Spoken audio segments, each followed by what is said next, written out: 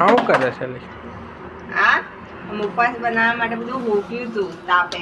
મેં તો મુખવાસ બનાવવાના છે ને એટલા માટે. આ બધાનો નહીં બનાવવાનો, હા, થોડું થોડું જ આપણે બનાવવાનો છે. ચાલો બનાવીએ મુખવાસ.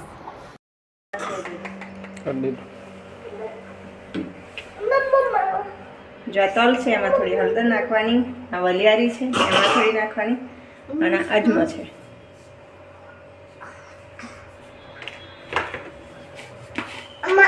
થોડું મીઠું નાખવાનું. શું છે બેટા? હા, હું જાઉં બરાબર.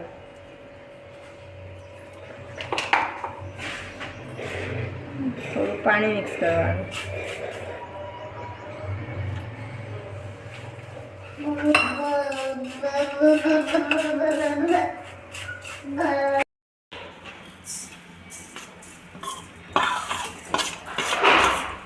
પછી આને ધીરેમાં તાપે શેકી નાખવાનું.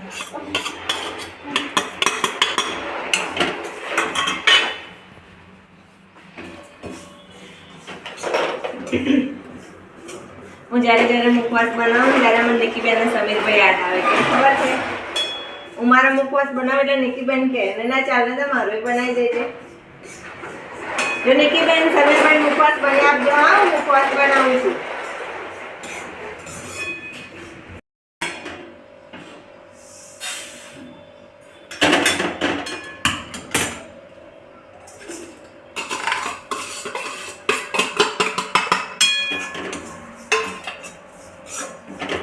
આવી રીતે બધું અલગ અલગ શેકી નાખવાનું.